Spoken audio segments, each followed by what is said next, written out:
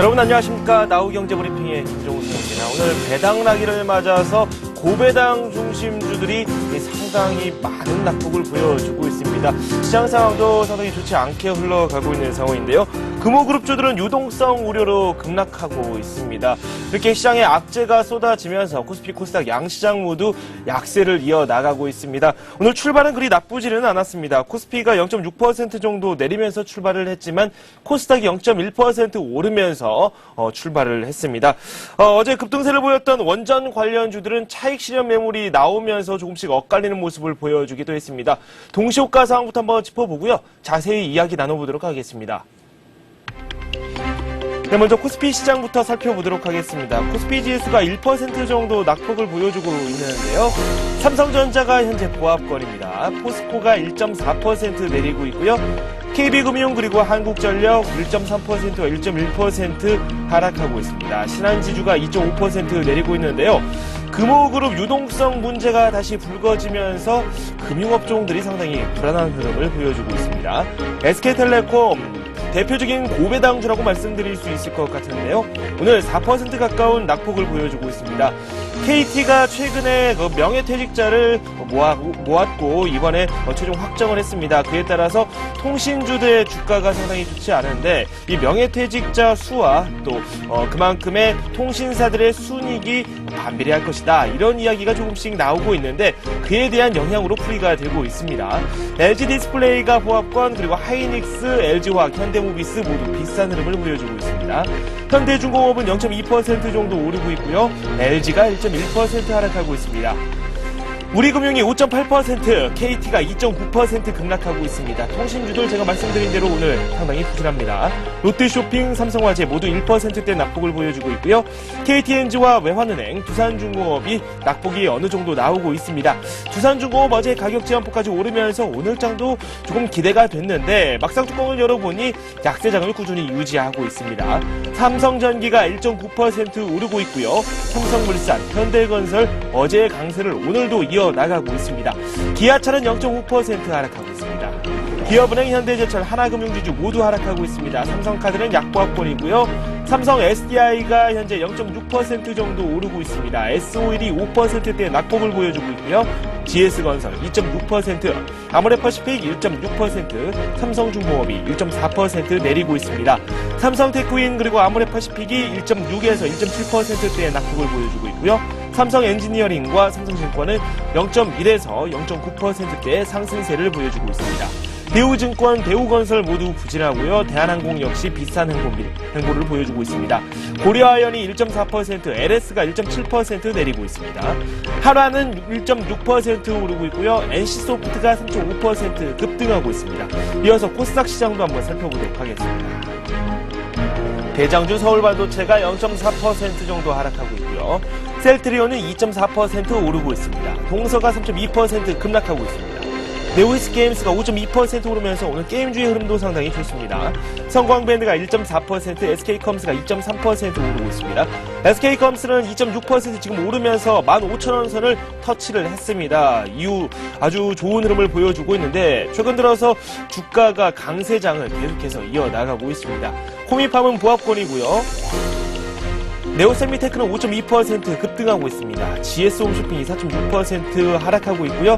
반면에 KBC가 4.3% 급등하면서 3D 관련주들 오늘도 좋은 흐름을 보여주고 있습니다. 포스데이터가 3.4%, 휴맥스가 1.6% 오르고 있습니다. 위메이드, 평산, 인터파크 모두 약세고요. 뒤쪽에 보시면 파라다이스가 8.6% 급락하고 있습니다. 유니스는 7.8% 오르고 있고요.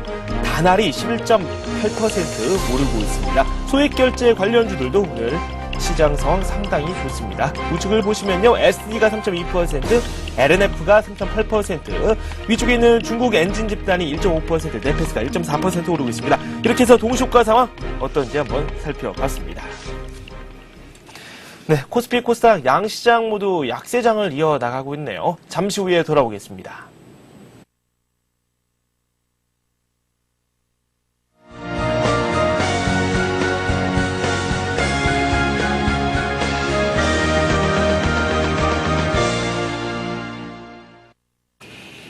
네, 오늘의 마감 상황 한번 살펴보도록 하겠습니다. 스튜디오에 최은정 아나운서 나와 있습니다. 안녕하세요. 네, 안녕하세요. 오늘 시장 상황이 계속해서 좋지 않았거든요. 네. 컨디션 안 좋은지는 모르겠는데 오늘 코스피 코스닥 양 시장 모두 약세장에서 좀처럼 벗어나지 못하는 모습을 보여주고 있습니다. 정리부터 부탁드릴까요? 네, 오늘 코스피 지수는 5거래일 만에 하락하면서 1670선대로 밀려났습니다. 간밤에 뉴욕 증시가 연말 소비 증가에 따른 경기 회복 기대감으로 6거래일 연속 올랐는데요. 하지만 코스피 지수는 1674로 약세 출발한 이후에 장중한 때 상승 반전을 노리기는 했지만 기관의 매도가 강화되면서 오늘 1670선대로 밀려났습니다. 장 후반 들어서는 1660 초반까지 밀리기도 했는데요. 오늘 배당나기를 맞은 가운데 고배당주를 중심으로 차익 매물이 출회된 것도 증시의 부담으로 작용했습니다. 오늘 코스피 지수는 어제보다 13포인트 하락한 1672선에서 장을 마칠 것으로 예상되고요. 코스닥 지수는 상승 출발한 이후에 코스피가 약세로 돌아서자 동반 하락 반전했습니다. 기관의 매물이 쏟아지면서 2거래일째 조정을 받았는데요. 어제보다 0.48포인트 하락한 505선에서 장을 마칠 것으로 예상됩니다. 네, 수급 상황 한번 살펴보도록 하겠습니다. 코스피에서는 어떤 상황이 연출이 되고 있는지 한번 살펴보도록 하겠습니다. 개인과 외국인이 동반 매수에 가담을 하고 있지만 기관 쪽에서 매물을 꽤 쏟아내고 있습니다. 프로그램 쪽에서도 비슷한 양상이 나오고 있는 것 같은데요. 코스피 시장 수급 상황 어떻습니까? 네, 오늘 코스피 시장에서는 외국인들이 하루 만에 순매수를 보여줬지만 기관의 매물이 쏟아지면서 지수는 하방 압력을 받았습니다. 기관이 투신권을 중심으로 오늘 2,305억 원 차익 실현 매물을 내놨습니다. 반면에 개인과 외국인은 샀는데요. 개인들이 1,272억 원, 외국인이 976억 원 순매수했습니다. 네, 프로그램에서는 차익 거래에서 매수가 들어왔습니다. 반면에 비차익 거래에서는 매도 우위가 나오면서 지금 거의 비슷하게 장이 마감됐습니다. 전체로 놓고 봤을 때는 한 45억 원 정도 순매도로 450억 원 정도 순매도로 마감이 되는 것으로 현재 확인이 되고 있습니다. 이어서 코스닥 시장 어떻게 마감됐는지 상황 한번 살펴보도록 하겠습니다. 네, 오늘 코스닥 쪽에서도 개인과 외국인들이 순매수해줬는데요. 개인들이 63억 원, 외국인이 107억 원 순매수하면서 지수를 이끌려는 노력을 보였습니다. 하지만 기관의 차익 실현 매물이 쏟아졌습니다. 209억 원 차익 실현 매물을 내놨습니다. 네, 업종으로 한번 살펴보도록 하겠습니다. 전반적으로 시장 상황이 썩 좋지 않습니다. 의약품 업종과 그리고 보험, 의료정밀 업종을 제외하고 많은 업종이 하락세를 보여주고 있습니다. 어떻습니까? 네, 오늘은 대부분의 업종이 하락하고 있습니다. 화면에서 보시듯이 의약품 업종과 보험 업종, 운수장비 업종과 비금속 광물, 그리고 의료정밀 업종을 제외한 전 업종이 오늘은 하락세를 면치 못했는데요. 대형주와 중형주, 소형주 모두 오늘 조정을 받았습니다. 특히 기계업종과 통신업종, 은행업종이 2% 이상의 낙폭을 보였습니다. 오늘 특징을 보인 종목들도 살펴보겠습니다. 아랍에미리트 원전 수주 소식에 어제 너도 나도 할 것 없이 관련주가 급등하면서 경계의 목소리 역시 높아지고 있는데요. 오늘 종목별로는 명암이 엇갈리는 모습을 보였습니다. 정부가 터키와 요르단 등에도 우리 원자력 발전소 수출을 추진한다는 소식에 관련 중소형주들의 강세는 오늘도 두드러졌습니다. 원자력 발전 건설주로 분류되는 모건코리아와 우리기술, 보성파워텍 등은 오늘 6% 이상의 강한 흐름을 보여줬는데요. 반면에 이들을 제외한 종목들은 어제 급등에 따른 차익 실현 매물이 출회되면서 큰 변동성을 보였습니다. 두산중공업은 아랍에미리트 수주의 최대 수혜주로 꼽히면서 어제 상한가를 기록했지만 하루 만에 상승세는 수그러들었습니다. 오늘 2.5% 조정을 받았고요. 한국전력 역시 오늘 1% 하락, BHI도 오늘은 3.6%, 4% 가까운 낙폭을 보여줬습니다. 오늘 3D 테마주가 동반 상승세를 보였습니다. 3D 대장주인 KDC가 5% 급등했는데요. 3D 영화 아바타의 흥행몰이 소식에 더불어서 단기 조정을 받으면서 급등 부담을 덜어낸 점이 상승 원인으로 풀이됩니다. 현대IT가 9% 급등했고요. 잘만테크가 3% 오르면서 4,910원에 오늘 장을 마감했습니다. 아이리버가 전자책 판매 증가 소식에 급등하는 등 오늘 전자책 관련주의 상승세도 두드러졌습니다. 미국의 아마존닷컴은 이번 크리스마스 시즌 전자책 판매가 종이책을 사상 처음으로 앞질렀다고 밝혔는데요. 이에 따라 본격적인 미디어 세대 교체가 진행되면서 전자책의 성장성이 부상할 것이라는 기대감이 모아지고 있습니다. 또 이번 달 증시를 달군 스마트폰 테마주의 열기가 좀처럼 식지 않고 있는 가운데 최근에는 분야별, 종목별 순환매 양상을 띠며 매기를 이어가고 있는데요. 오늘은 한국 사이버 결제 등 소액 결제 관련주의 흐름이 돋보였습니다. 한국 사이버 결제는 장중 상승하기도 했지만 오후 들어서는 보합권에서 등락을 거듭한 이후에 딱 보합권에서 거래를 마쳤고요. 단알 같은 경우는 오늘 11%나 급등하면서 19,950원에 거래를 마쳤습니다.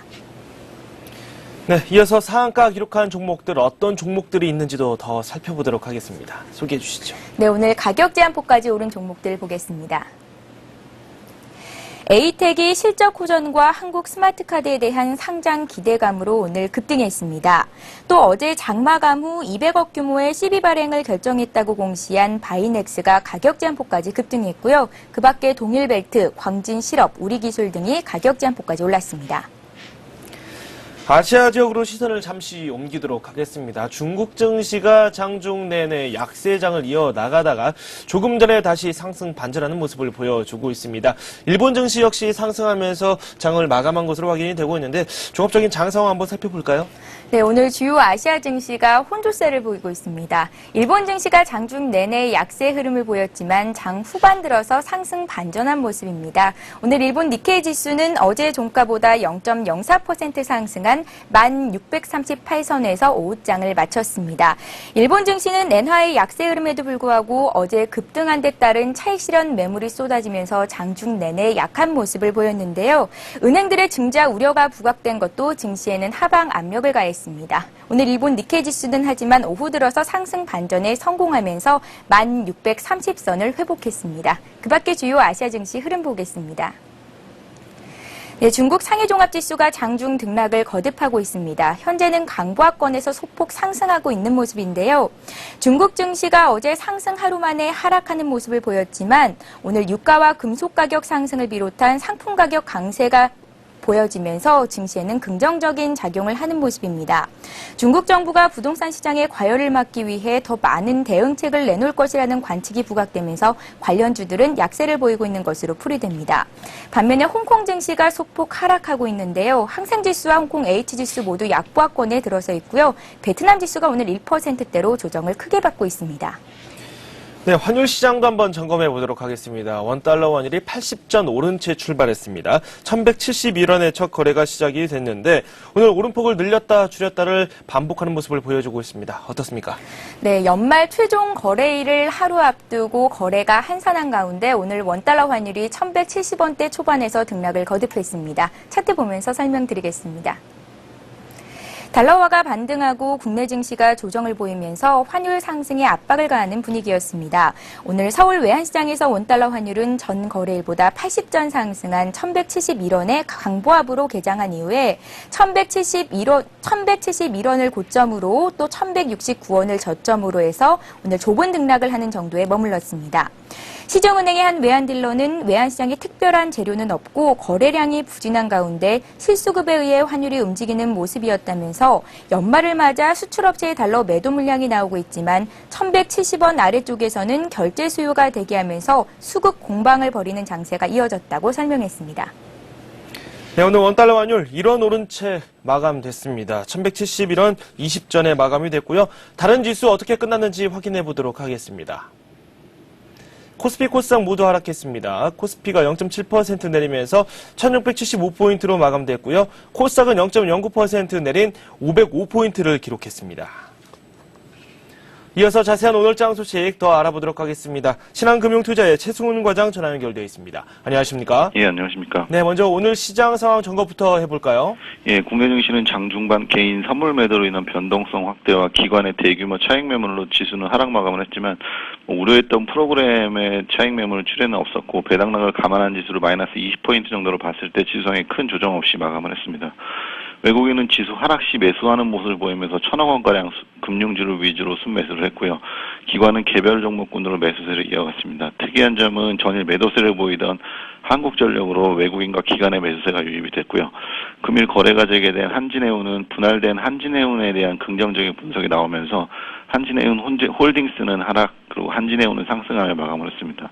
업종별로는 보험주, 내수주, IT주가 좀 강세를 보였고 금호 타이어의 임금 지급일이 미루어지면서 금호그룹에 대한 유동성 위기가 재부각이 됐고 이제 그에 따라 은행과 금호그룹주들의 낙폭이 좀 컸습니다. 그리고 위기설에 대한 근거가 없다는 분석도 나왔지만 당분간은 금호그룹주에 대한 변동성 확대에는 좀 주의가 필요해 보이고요.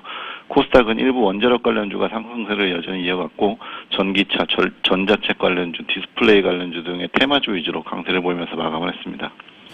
네, 그리고 어제 우리 시장에서 원자력 관련주들이 폭발적인 흐름을 보여줬는데 오늘은 종목별로 조금씩 엇갈렸거든요. 원자력 관련주에 관심 있는 분들이 상당히 많습니다. 어떻게 접근하는 게 좋을까요?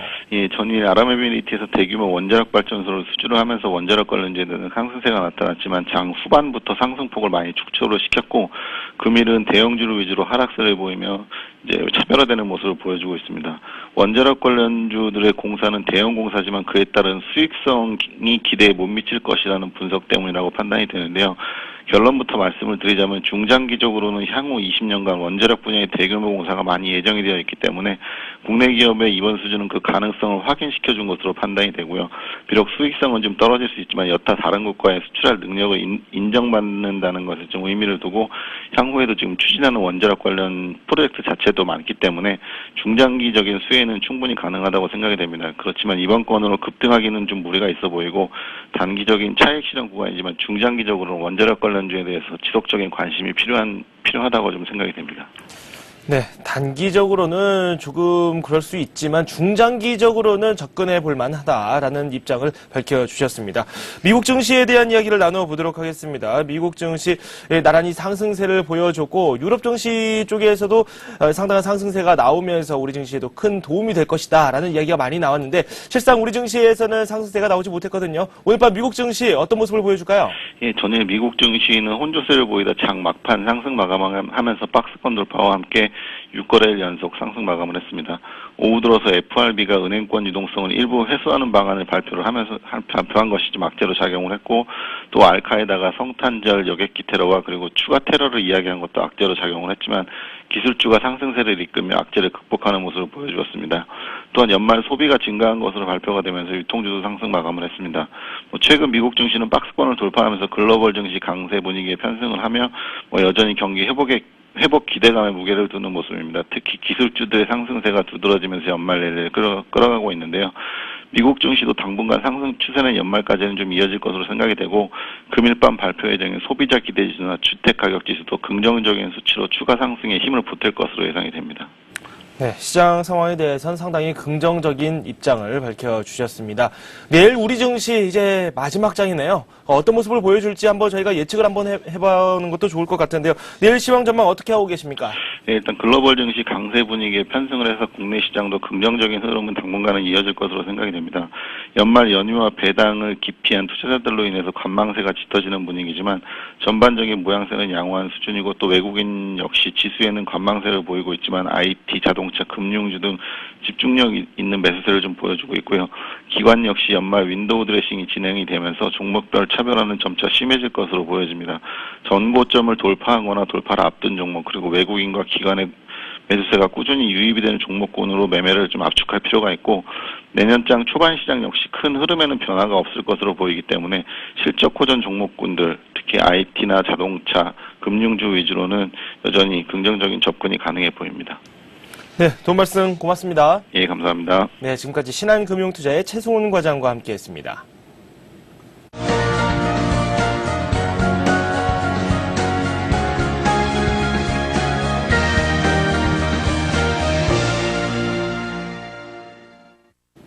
이 시각 주요 뉴스입니다. 이명박 대통령이 국가적 관점에서 이건희 전 삼성회장의 사면을 결심하게 됐다고 밝혔습니다.